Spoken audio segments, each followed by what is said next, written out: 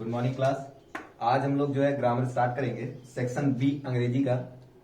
उसमें जो है क्लास 10th का हम लोग स्टार्ट करेंगे, जिसमें से आपको पढ़ना क्या क्या है पहले आप वो जानेंगे और उसके बाद एक एक टॉपिक लेके लगातार उससे बढ़ते रहेंगे हम लोग। पहला क्या करेंगे, सबसे पहले हम कभी भी किसी भी इंग्लिश को स्टार्ट करने लगते हैं, जब हम इंग्लिश को स्टार्ट करते हैं बेटा, उस टाइम पे क्या देखते हैं, इंग्लिश स्टार्ट करते हैं सबसे पहले हमें अगर पढ़ना है तो वर्ड आना चाहिए। क्या आना चाहिए बेटा?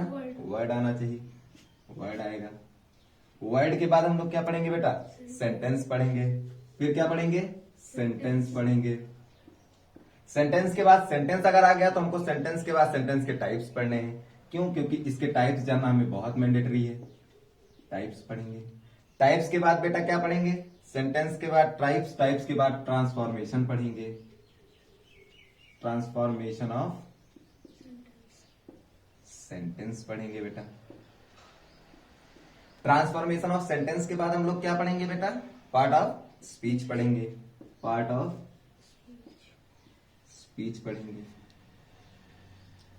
इसके बाद हम लोग क्या पढ़ेंगे? इसमें इसके 8 पार्ट पढ़ेंगे, जैसा कि आप जानते हैं, noun, pronoun, verb, adverb, adjective, preposition, conjunction, interjection आपने पढ़ा होगा।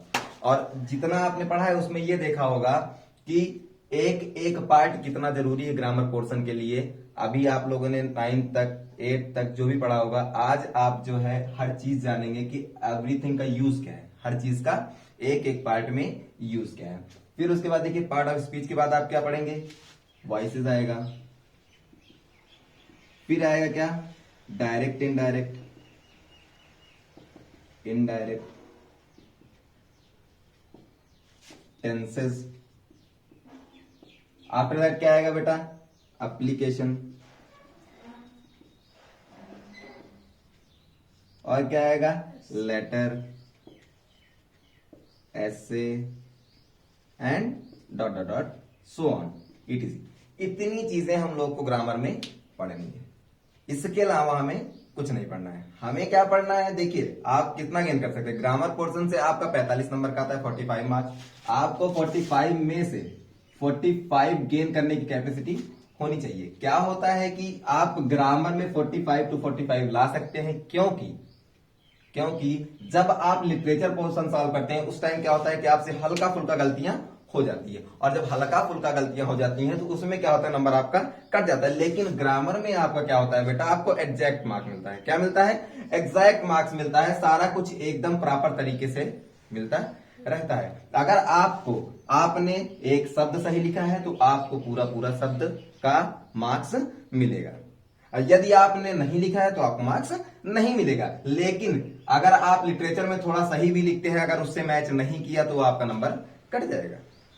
तो इसमें क्या होता है, ग्रामर पोर्शन में आप 45 में से 45 ला सकते हैं, 35 में 35 ला सकते हैं। वो मैटर करता है कि जैसे सीबीएसई बोर्ड में क्या होता है, 45 मार्क्स का आना है, यूपी बोर्ड में क्या होता है बेटा कि 35 मार्क्स का लाना है। तो हमें ध्यान देना है यूपी बोर्ड के हिसाब से। यूपी बोर्ड का अगर हम देखेंगे तो 35 मार्क्स का आता है, 70 मार्क्स का कुल पेपर, जिसमें से 35 मार्क्स का आता है आपका ग्रामर पोर्शन और 35 मार्क्स का लिटरेचर, प्रोज एंड पोएट्री, जिसमें से प्रोज ज्यादा आता है, पोएट्री कम आती है। ठीक है, धीरे धीरे अब हम क्या करते हैं, एक एक टॉपिक को लेकर यहां से स्टार्ट करते हैं। चलिए हम बढ़ते हैं ग्रामर के पहले टॉपिक की ओर। सबसे पहला टॉपिक हम स्टार्ट जो करेंगे वो लेटर। क्या पढ़ेंगे बेटा? लेटर। चलिए, लेटर। किसी भी इंग्लिश को जब हम इंग्लिश पढ़ने लगते हैं उस टाइम पे सबसे पहले हमें जो पता होना चाहिए वो क्या होना चाहिए? जैसे कि आप हिंदी की शुरुआत करते हैं तो आपको काखा गाघा पता होना चाहिए। काखा गाघा से क्या होता है बेटा? काखा गाघा पता है तभी आप हिंदी पढ़ सकते हैं। उसी प्रकार अंग्रेजी भी जब आप पढ़ना शुरू करेंगे उस टाइम आपको क्या चाहिए बेटा? लेटर चाहिए। लेटर में क्या होता है? लेटर में आपके कितने लेटर है बेटा? 26। कितने लेटर हैं? 26 लेटर। कितने लेटर बेटा? 26। कौन कौन से हैं? A B C D E F G H, ऐसे आप जानते होंगे। A B C D dot dot dot आपने यूकेजी में पढ़ा होगा, मान लीजिए जो है जेड तक। इतना तो आपको नॉलेज होगा ही कि ए से लेके जेड तक क्या होता है बेटा? लेटर होता है। अच्छा, लेटर तो ठीक है। इस लेटर को इंग्लिश में 2 पार्ट में डिवाइड किया गया है। कितने पार्ट में डिवाइड किया गया बेटा? 2 पार्ट्स में। जैसे पहला पार्ट क्या कहा गया है? वॉवेल। क्या कहा गया है बेटा? वॉवेल। एंड दूसरा पार्ट क्या कहा गया है? कॉन्सोनेंट। कोई दिक्कत? थोड़ा राइटिंग मेरी खराब है, राइटिंग पर नहीं जाएंगे आप लोग और ना ही स्पेलिंग पे ज्यादा जाएंगे, क्योंकि अंग्रेजी पढ़ना जरूरी है। राइटिंग और स्पेलिंग तो आप खुद ही समझदार हैं, आपको आता जाता रहेगा। तो मैंने कहा कि 26 होते हैं कुल लेटर, और उसको 2 पार्ट में बांट सकते हैं। कितने पार्ट में बांट सकते हैं बेटा? 2 पार्ट में बांट सकते हैं, वॉवेल एंड कॉन्सोनेंट। कितने पार्ट बांट सकते हैं?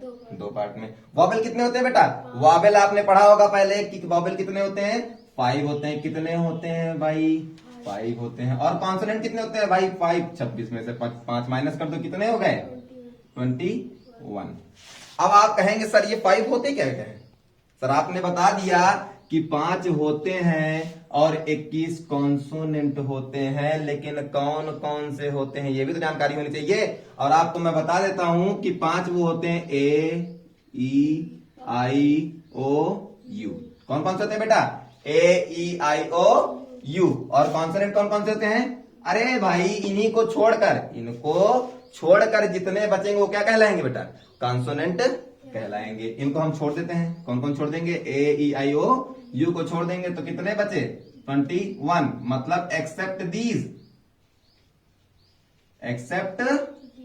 दीज।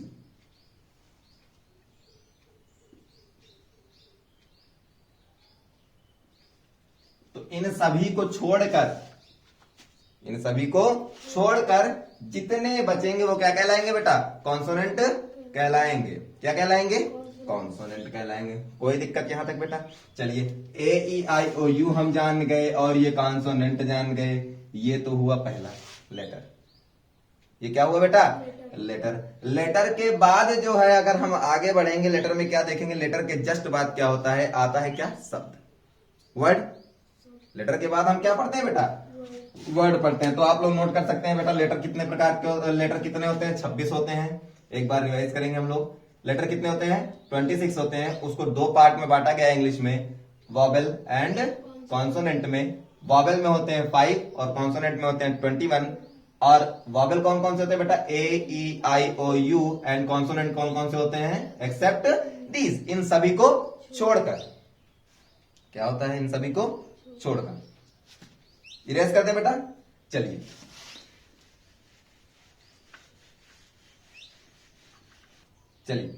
तो अभी तक हमने देखा, हम लोग वॉवेल कॉन्सोनेंट दोनों अलग अलग पार्ट में बांटे, दोनों अलग अलग पार्ट में पढ़े बेटा। अब हम क्या पढ़ेंगे? वर्ड क्या होता है बेटा? कि शब्दों अक्षरों का वह समूह जो एक सही उच्चारण दे। मैंने कहा बेटा कि अक्षरों का वह समूह जो एक सही उच्चारण दे। तो क्या होता है? अक्षर क्या होते हैं? यही ABCD होते हैं आपके, ABCD .E.F.Z। अब अगर मैं इनको जो है बेटा, अगर मैं इनको ऐसे लिख दूं तो क्या ये कोई मीनिंग दे रहा है? नहीं दे रहा है। अगर मैं कह दूं कि DEF, इसकी मीनिंग बताओ, क्या है इसका कोई सार्थक अर्थ निकल रहा है? नहीं, ये तो बस ऐसे लिख दिया गया है, कोई मतलब इसका है नहीं। तो इसको हम क्या करेंगे? इसको हम एक ना एक कोई वे देंगे, एक सही वे देंगे। जब हम एक सही वे देंगे किसी भी उसको शब्द को, जब हम किसी भी शब्द को बनाने लगेंगे, वर्ड का मतलब होता है बेटा शब्द, और जब हम किसी भी शब्द को बनाने लगेंगे उस समय क्या करेंगे? देखेंगे कि अक्षर का मेल जो है वो सही तरीके से हुआ। अक्षर का मेल कैसे हुआ बेटा? सही तरीके से। जैसे मैंने लिखा DGO, तो इसका कोई मतलब है? नहीं है, इसका कोई मतलब नहीं है, कहीं डिक्शनरी में लिखा ही नहीं। तो हम क्या देखेंगे? DOG। और डॉग देखिए, अब सही तरीके से आपने लिखा, D अलग लिखा और O अलग लिखा, G अलग लिखा, लेकिन एकदम सार्थक तरीके से। अब इसकी मीनिंग कुछ ना कुछ निकल रही है। जब इसकी मीनिंग कुछ ना कुछ निकलेगी उसी को हम क्या कहेंगे बेटा? शब्द कहेंगे। क्या कहेंगे? शब्द कहेंगे। जैसे एक डॉग हो गया, और भी बहुत सारे शब्द आप ले सकते हैं, कैट हो गया, मैन हो गया। अभी क्या हो रहा है? कुछ ना कुछ आप ध्यान दे रहे हैं कि ये एक समूह ले रहा है। क्या ले रहा है? समूह ले रहा है। कोई एक शब्द से शब्द नहीं बनता है। अब आप कहेंगे कि आई तो एक शब्द ही है। तो ये सारे एक्सेप्शन है, ये सारे क्या है बेटा? अपवाद हैं जो इसमें जुड़े हुए हैं वर्ड में। बाकी आप अगर कहेंगे कि जो है आई से सर एक शब्द बन जाता है, ठीक है। और बाकी क्या होता है? बाकी सारी चीजें जो है, या आपने कह दिया सर ए मतलब ए भी तो होता है, ए मतलब एक भी तो होता है सर, आप ही ने बताया है, ग्रामर भी कहता है। तो ऐसा नहीं है, ए मतलब ए होता है लेकिन, एक होता है लेकिन क्या होता है कि ये सब अपवाद हैं, हर जगह अपवाद होता है। इसी प्रकार जो है हमने वर्ड देखा, शब्द, शब्द क्या होता है? अक्षरों का समूह, 3 अक्षर मिलके बने हुए हैं। अगर आप देखेंगे बेटा तो कैट कितने से बना हुआ है? C plus A plus T is equal to cat. तो ये क्या हुआ? तब जाके एक अक्षर तैयार हुआ। अब देखिए अक्षर के तुरंत बाद हम लोग पढ़ेंगे सेंटेंस की ओर। किस तरह पढ़ेंगे बेटा? सेंटेंस की ओर। तो आपका टॉपिक अभी से स्टार्ट होता है। पहला टॉपिक हम लेते हैं सेंटेंस। क्या लेंगे बेटा? सेंटेंस। सेंटेंस। चलिए, तो सेंटेंस क्या होता है मैं आपको बताता हूं। इसकी डेफिनेशन होती है अ group of word, group of word that makes a complete sense. शब्दों का वह समूह, शब्दों का वह समूह जो एक सही उच्चारण दे। तो मैंने कहा अ ग्रुप ऑफ वर्ड। क्या बोला बेटा? अ ग्रुप ऑफ वर्ड। मेरे साथ बोलते रहिए आप लोग। अ group of word that makes a complete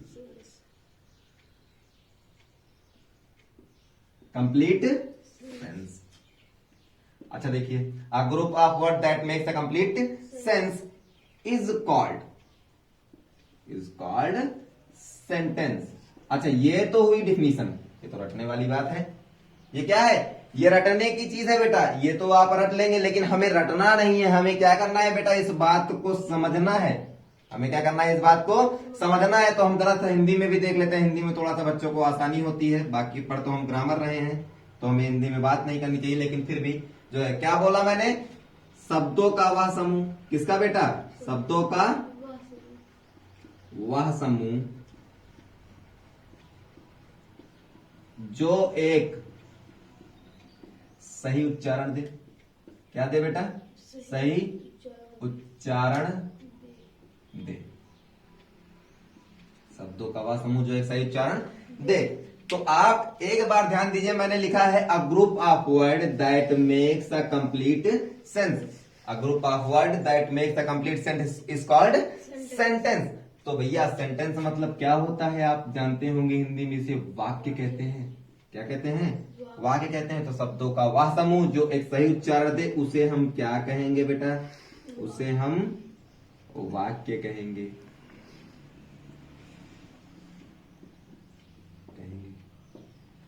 कोई दिक्कत यहां तक बेटा? कोई प्रॉब्लम? चलिए, कोई बात नहीं। अब देखिए अ ग्रुप ऑफ वर्ड। सबसे पहले आप एक एक शब्द पे ध्यान देंगे। मैंने कहा अ ग्रुप ऑफ वर्ड मतलब शब्द का क्या होना चाहिए बेटा? समूह होना चाहिए। क्या होना चाहिए? समूह होना चाहिए। That makes a complete sense मतलब उसका वो क्या बनाना चाहिए? कंप्लीट सेंस बनाना चाहिए। तभी वो जाकर सेंटेंस कहलाएगा, नहीं तो सेंटेंस नहीं कहलाएगा। जैसे हम एग्जांपल से समझते हैं, क्योंकि डेफिनेशन तो कोई भी पढ़ लेगा, हम समझना है तो हमें एग्जांपल समझना पड़ेगा। जैसे मैंने कहा, हिंदी में थोड़ा सा देखते हैं। पहले हिंदी में देखेंगे कि खाना खाता है राम। तो आप एक चीज देख रहे हैं, ये क्या है बेटा? खाना खाता है राम। आप ये देख रहे हैं बेटा कि क्या है कि ये शब्दों का समूह है। बिल्कुल समूह है भाई। खाना प्लस खाता है प्लस राम, समूह है। लेकिन क्या ये एक सही उच्चारण दे रहा है? क्या ये एक सही उच्चारण दे रहा है? बिल्कुल गलत है। आप देखिए, खाना खाता है राम, खाना खाता है राम। ऐसे कभी आपने किसी को बोलते देखा कि भैया दौड़ता है रोड पर श्याम? नहीं, ऐसा कुछ नहीं होता है। और इंग्लिश में देखिए, जैसे मैंने लिखा ईट मैंगो श्याम, ईट मैंगो श्याम। अब मैंने कहा बेटा ईट मैंगो श्याम, क्या ये किसी एंगल से सही लग रहा है? शब्दों का समूह, बिल्कुल। This is the collection of words. आप देखिए अ ग्रुप ऑफ वर्ड, हाँ बिल्कुल ग्रुप ऑफ वर्ड है। यहां तक तो सही निकला हमारा। जब हमने कहा कि ग्रुप ऑफ वर्ड, तो यहां तक तो मामला हमारा सही है कि ग्रुप ऑफ वर्ड तो है ही। लेकिन क्या है बेटा? That makes a complete sense, जो क्या करेगा? एक कंप्लीट सेंस बनाएगा, जो एक सही उच्चारण देगा, जो एक सही तरीके से एलोबरेट करेगा, जो एक सही तरीके से विस्तृत करेगा, उसी को हम क्या कहेंगे बेटा? उसी को हम सेंटेंस कहेंगे। तो आप क्या देख रहे हैं, ये सेंटेंस जो है गलत है, बिल्कुल गलत है, तो आप इसको गलत काट देंगे। सही क्या लिखेंगे, सही आ जाएगा आपका श्याम, आगे आ जाएगा Shyam Yeats mango, Shyam Yeats mango. तो ये क्या हो गया, एक सही सेंटेंस हो गया। चलिए एक दो एग्जांपल और ले लेते हैं समझने के लिए। इसको सब लोग नोट कर लीजिए, इसको नोट आप लोग कर लेंगे, ठीक है। चलिए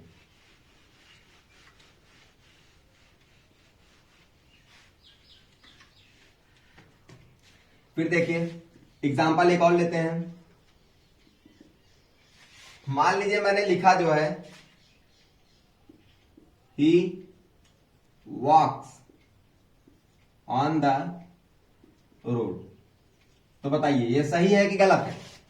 ही वॉक्स ऑन द रोड, तो आप देख रहे हैं कि ये एक सही तरीके से लिखा हुआ है, शब्दों का समूह है बेटा, एक शब्द, दो शब्द, तीन शब्द, चार शब्द, पांच शब्द, पांच शब्दों का ये समूह है।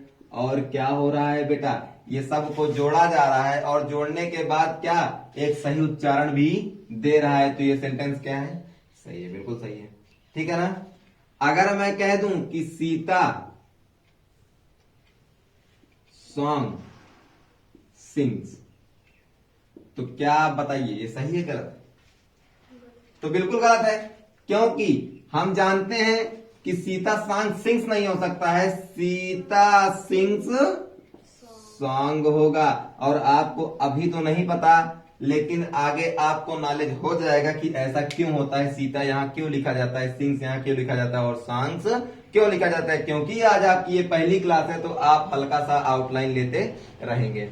तो ये बात समझ में आई आपको। मैंने कहा कि शब्दों का वह समूह जो एक सही उच्चारण दे, a group of word that makes a complete sense, a group of word that makes a complete sense is known as sentence. बहुत सारे सेंटेंस आप ले सकते हैं, आप इसी में नहीं, ये तो अफर्मेटिव सेंटेंस है। इसके अलावा आप इंट्रोगेटिव में ले लीजिए, जैसे मैंने कहा what is your name, what is your name, तुम्हारा नाम क्या है। अब देखिए ये क्या है, प्रश्नवाचक, ये क्या है बेटा, इंटरोगेटिव। तो इंटरोगेटिव से भी बन सकता है, ठीक। अच्छा, are you going to temple,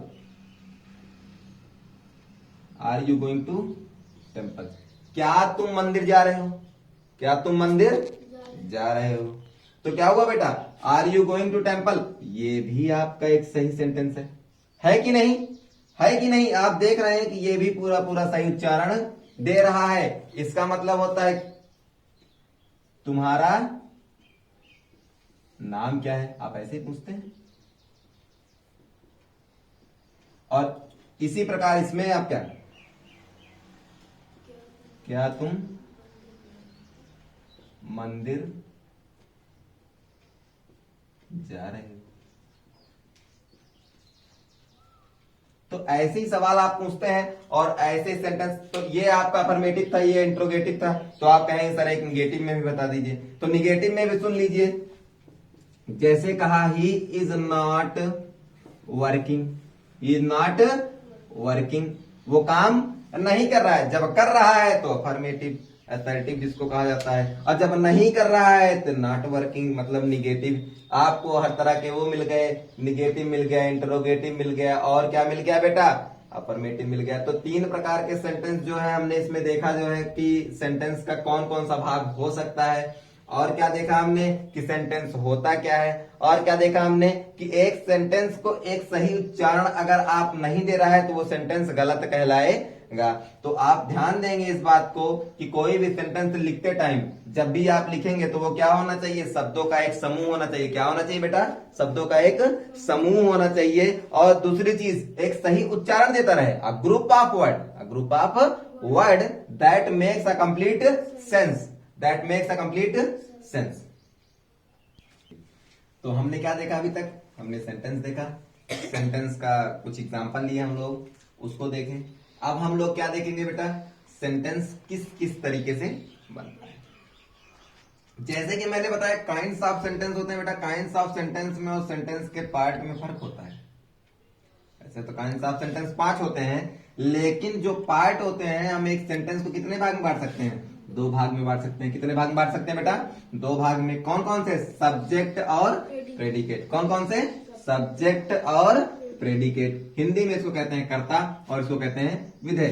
किसी न किसी प्रकार से हम देख रहे हैं कि जब हम इसकी हिंदी देख रहे हैं बेटा, तो हिंदी में हमें आसानी से समझ में आ रहा है कि कर्ता मतलब क्या होता है। कर्ता मतलब क्या होता है कि जो काम कर रहा हो, जो काम को कर रहा हो, मतलब कोई नाम होगा। यदि कोई काम करेगा तो कोई ना कोई नाम होगा। यदि कोई काम करेगा तो क्या होगा बेटा? वो कोई ना कोई नाम होगा। और विधेय क्या होगा? विधेय क्या होता है? जो उस कर्म के बारे में कर्ता मतलब कर्ता के बारे में कहा गया हो। एक सेंटेंस में जैसे मैंने लिखा, Ram is going to school. Ram is going to school. आप इस एग्जाम्पल से समझने की कोशिश करिए। क्या बोला मैंने? Ram is going to school.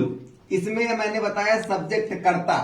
कर्ता क्या है? जिसके बारे में बात की गई हो, जिसके बारे में बात की गई हो, या कहीं भी जिसका नाम लिखा हो। और जब नाम लिखा रहेगा तो कर्ता ही रहेगा, कर्ता नाम में रहेगा।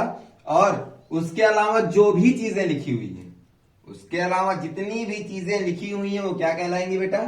विधेय कहलाएंगी, प्रेडिकेट कहलाएंगी। जैसे अब मैंने कहा कि जो कार्य को करता है या जिसके बारे में बात की गई हो। अब यहां पे आप सब्जेक्ट में छोटा सा हल्का सा लिख लेंगे। क्या लिखेंगे? जिसके बारे में बात की गई है।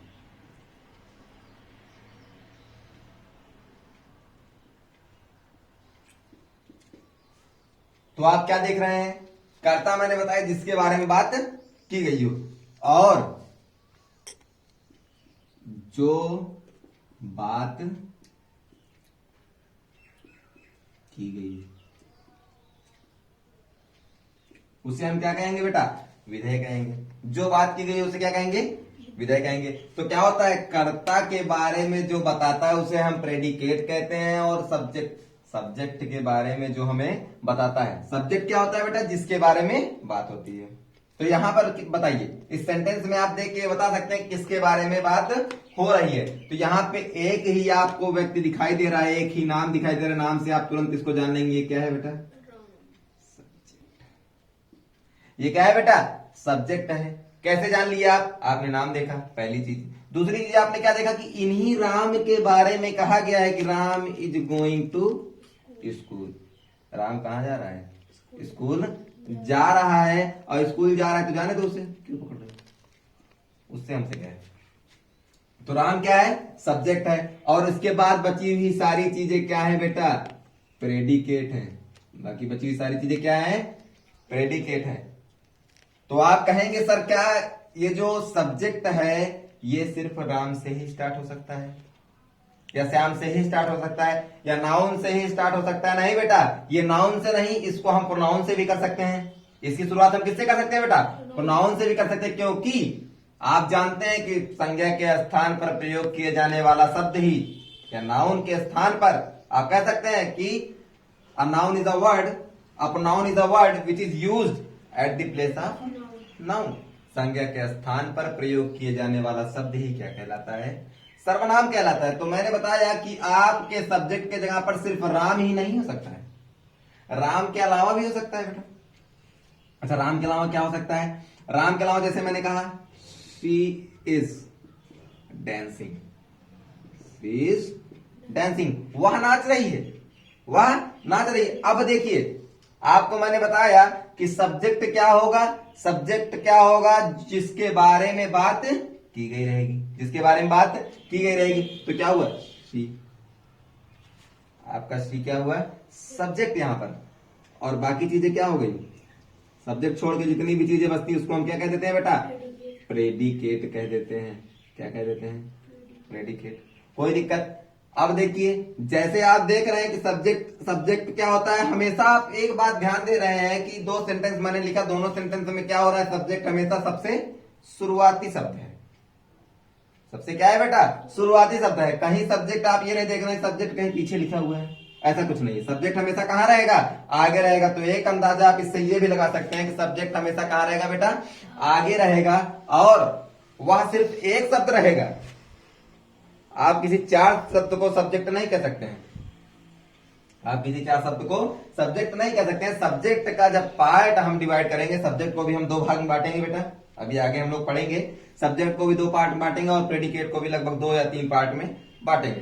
जैसे सब्जेक्ट को हम बांट सकते हैं मेन वर्ड में और क्वालिफायर में, डिटर्मिनर, क्वालिफायर और मेन वर्ड, हेड वर्ड जिसको कहा जाता है। और प्रेडिकेट को किसमें बांट देंगे हम, प्रेडिकेट को बांट देंगे आपका ऑब्जेक्ट में, कॉम्प्लीमेंट में और वर्ब में। वर्ब, ऑब्जेक्ट और कॉम्प्लीमेंट क्या होता है, क्योंकि सब्जेक्ट में हम देखते हैं 3 चीजें हमें दिखाई देती है। सब्जेक्ट में क्या क्या दिखाई देती है, हमें 3 चीजें दिखाई देती है। चलिए पहला एग्जांपल मैंने बताया, Ram is going to school, किसके बारे में बात की गई हो। आप इस शब्द को याद रखेंगे बेटा, सब्जेक्ट मतलब कर्ता। कर्ता क्या होता है, सब्जेक्ट क्या होता है, जिसके बारे में बात की गई हो वही सब्जेक्ट कहलाता है। आप सेंटेंस में कुछ नहीं ढूंढेंगे, आपको कुछ फार्मूला नहीं याद करना है, आपको कोई रटाना नहीं है, आपको सिर्फ इतना याद रखना है कि हम सेंटेंस में ढूंढेंगे जिसके बारे में बात की गई हो, सीधी बात। वही क्या कहलाएगा, सब्जेक्ट कहलाएगा। वही क्या कहलाएगा, सब्जेक्ट कहलाएगा। जैसे मैंने कहा Ram is going to school, तो आप देख रहे हैं कि स्कूल जा रहा है, कौन जा रहा है, राम जा रहा है। किसके बारे में बात हुई, राम के बारे में बात हुई। तो जब राम के बारे में बात हुई तो सब्जेक्ट क्या हो गया बेटा, राम हो गया। बाकी जितनी बची चीजें हैं आगे तक, जहां तक, यहां से नहीं, अगर दीवार चीर के चला जाए उस तरफ तो क्या कहेंगे आप उसको, सारा कुछ क्या कहेंगे, प्रेडिकेट ही कहेंगे बेटा। इसी प्रकार देखिए, जैसे मैंने कहा शी इज डांसिंग, तो यहां पर क्या है, शी, यहां पर राम देखो बेटा नाउन भी है। आप एक चीज ये भी रखिएगा, अभी आपको नहीं पता होगा नाउन क्या होता है, लेकिन आपने 7, 8, 6 जिस भी क्लास में पढ़ा होगा, हल्का फुल्का नॉलेज आपको नाउन के बारे में जरूर होगा। तो ये नाउन है बेटा। अच्छा, उसी के स्थान पर प्रयोग किया जाता है, तो ये क्या है बेटा, प्रोनाउन है। चलिए अब कहेंगे सर आपने ये तो बता दिया कि नाउन और प्रोनाउन सब्जेक्ट स्टार्ट होता है, लेकिन और कौन कौन से हैं जो सब्जेक्ट को स्टार्ट कर सकते हैं। भाई अकेले नाउन और प्रोनाउन सब्जेक्ट तो स्टार्ट नहीं हो सकता है, तो सर किससे किससे स्टार्ट हो सकता है। चलिए 1-2 एग्जांपल और लेके देख लेते हैं, 2-4 एग्जांपल लेके देखेंगे हम लोग। प्रोनाउन हो गया, फिर अगला एग्जांपल लेते हैं, अ ब्लाइंड मैन। क्या लिया मैंने, a blind man is walking on the road. मैंने कहा बेटा a blind man walking on the road, तो सर इसमें सब्जेक्ट क्या है, अ ब्लाइंड मैन। लेकिन सर आपने कहा था एक ही शब्द होता है, अभी आपने कहा था कि एक ही शब्द होता है सब्जेक्ट जब होता है। नहीं बेटा, एक शब्द होता है, होता तो एक ही शब्द है, ये भी एक ही शब्द है। ये किसी मैन को क्वालिफाई कर रहा है, ब्लाइंड मतलब एक आदमी जो है, अंधा आदमी। हम क्या बोलते हैं जब कभी अलग अलग बोला हमने कि अंधा आदमी जा रहा है, ऐसा कुछ नहीं बोलते हम लोग, क्या कहते हैं, अंधा आदमी जा रहा है। अंधा आदमी हम एक साथ लिखते हैं बेटा, क्यों, क्योंकि हमें उसको साथ दिखाना है। क्यों, क्योंकि वो हमारा सब्जेक्ट है, और सब्जेक्ट है तो वो एक ही रहे। तो हमने क्या किया, लिखा है a blind man. A blind man मतलब क्या होता है बेटा, एक अंधा आदमी। तो ये क्या हो गया बेटा, सब्जेक्ट हो गया। और यदि ये सब्जेक्ट हो गया तो ब्लाइंड क्या होता है बेटा, ब्लाइंड होता है आपका एडजेक्टिव। क्या होता है, एडजेक्टिव। एडजेक्टिव मतलब होता है विशेषण। एडजेक्टिव मतलब क्या होता है बेटा, विशेषण। जो किसी भी नाउन या प्रोनाउन की, जो किसी भी नाउन या प्रोनाउन की विशेषता बताता है। तो आप देख रहे हैं कि यह साफ साफ एक आदमी की विशेषता बता रहा है। क्या बता रहा है बेटा, एक व्यक्ति की विशेषता बता रहा है। क्या बता रहा है कि वो आदमी क्या है बेटा, अंधा है।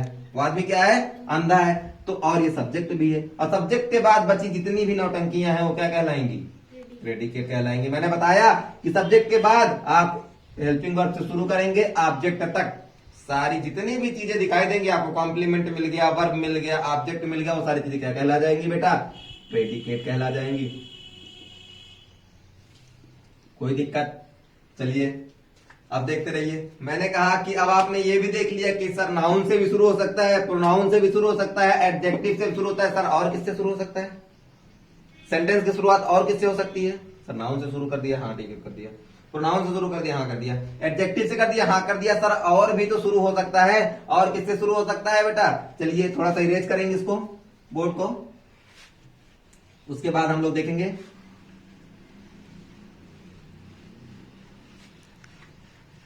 चौथा एग्जांपल लेते हैं।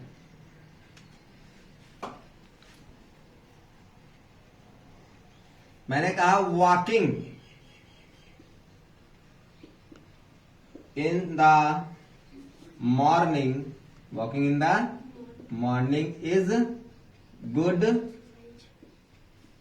Habit, walking in the morning is a good habit. अब आप क्या देख रहे हैं सर, आपने कहा है जो आगे शब्द रहेगा वही क्या रहेगा, सब्जेक्ट रहेगा, बिल्कुल वही रहेगा।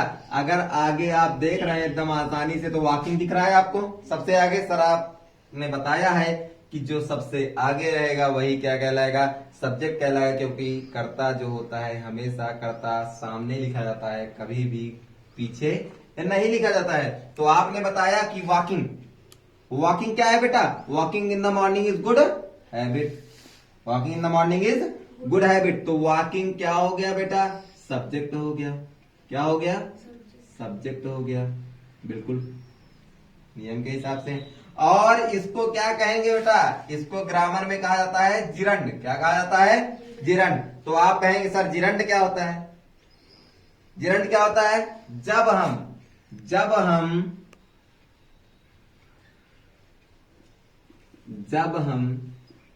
किसी भी वर्ब के साथ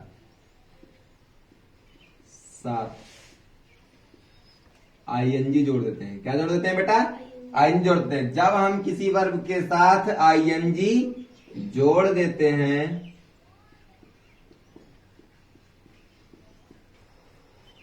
तो क्या कहलाता है, वो जिरंड कहलाता है। तो आप लिख लेंगे आराम से जिरंड,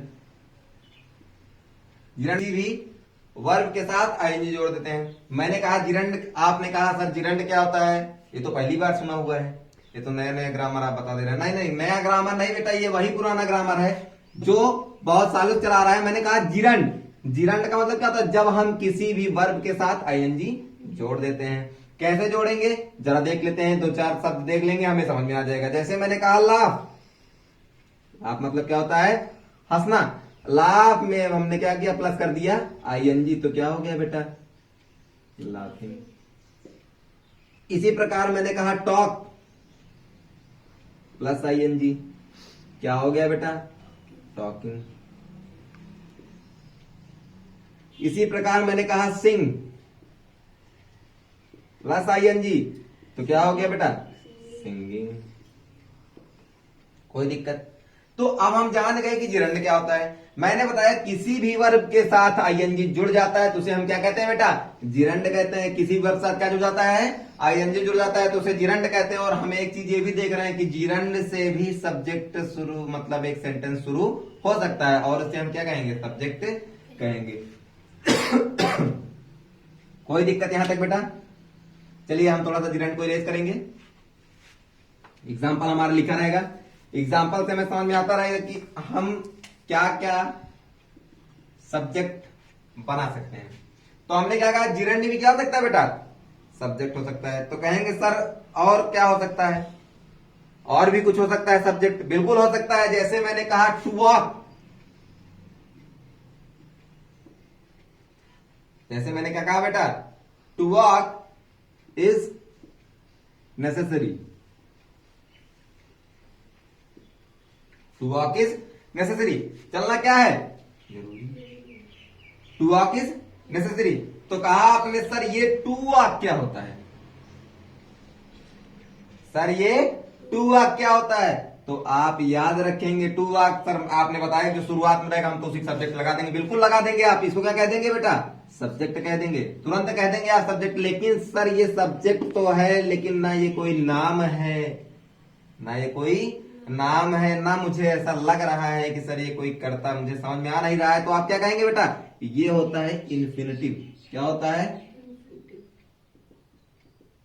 ये क्या होता है बेटा, इन्फिनिटिव होता है। इन्फिनिटिव क्या होता है, टू वॉक। तो आप कहेंगे सर जैसे जिरंड बताया तो इसी प्रकार इन्फिनिटिव बता दिए, तो हम बता देते हैं आपको कि क्या होता है इन्फिनिटिव। आप यहां पे देख लेंगे हल्का सा एक इन्फिनिटिव क्या होता है बेटा, जब हम किसी वर्ब के पहले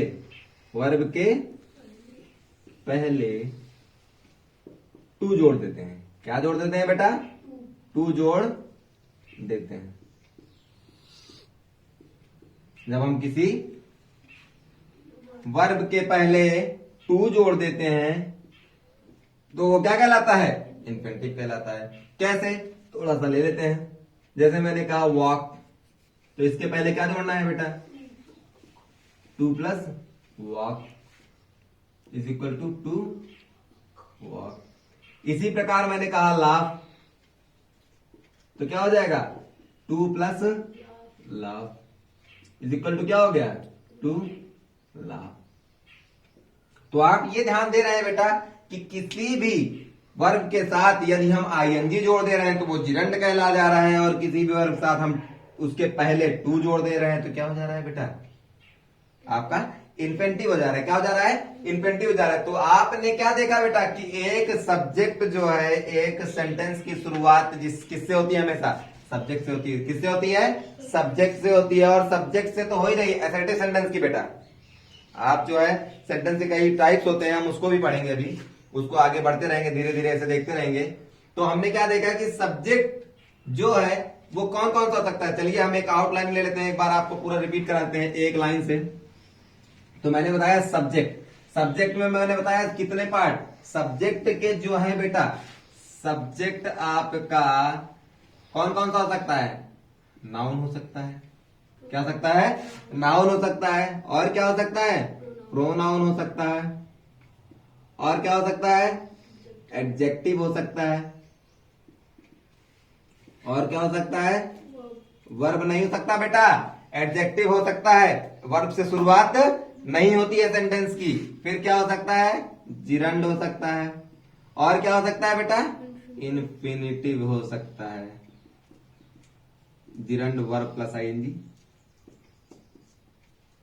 और infinitive two plus verb. Noun को हम क्या कहेंगे बेटा? संज्ञा।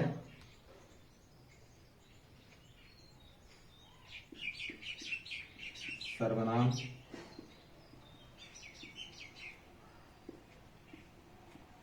विशेषण।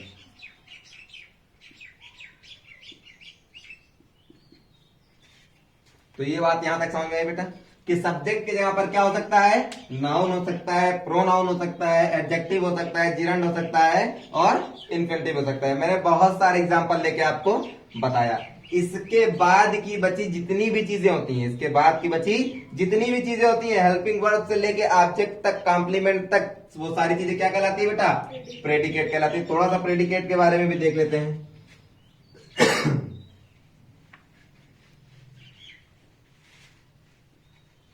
तो मैंने कहा प्रेडिकेट। अब हम प्रेडिकेट देखेंगे। प्रेडिकेट का मतलब क्या होता है बेटा?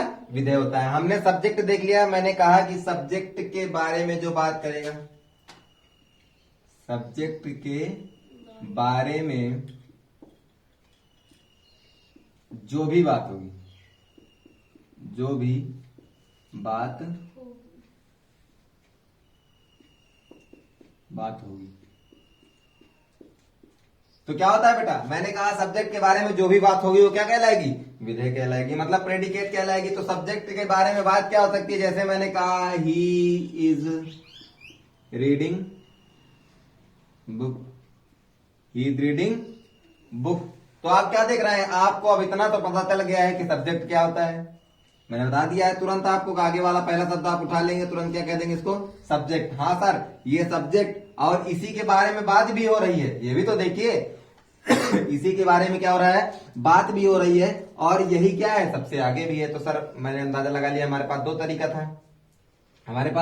जानने का। पहला क्या था कि सबसे आगे होना चाहिए। दूसरा चीज क्या था कि जिसके बारे में बात की जाए।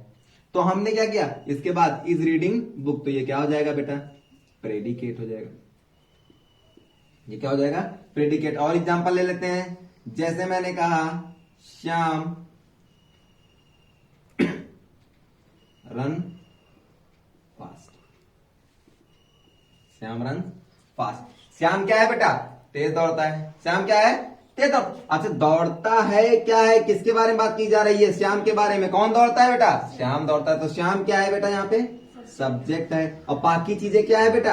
प्रेडिकेट है। तो आपके लिए जो थोड़ा सा कॉम्प्लिकेटेड था वो क्या था? सब्जेक्ट था, प्रेडिकेट आप आसानी से जान सकते हैं। सब्जेक्ट के बाद बची हुई जितनी भी चीजें हैं वो क्या कहलाएंगी, आपकी प्रेडिकेट कहलाएंगी। किसी को कोई दिक्कत यहां तक? आप अपने घर पे बहुत सारे एग्जांपल ले सकते हैं, एग्जांपल लेके उसको सॉल्व कर सकते हैं। यदि आपको नहीं समझ में आता है जिस पार्ट में, if you are feeling any problem, then you can ask me any question from anywhere from this topic. तो प्रेडिकेट खत्म हुआ। इसके बाद हम लोग कल जो देखेंगे सब्जेक्ट और सब्जेक्ट के टाइप्स, प्रेडिकेट और प्रेडिकेट के टाइप्स, फिर हम सेंटेंस पढ़ेंगे। ऐसे ऐसे धीरे धीरे बढ़ते रहेंगे। So thank you for the class today.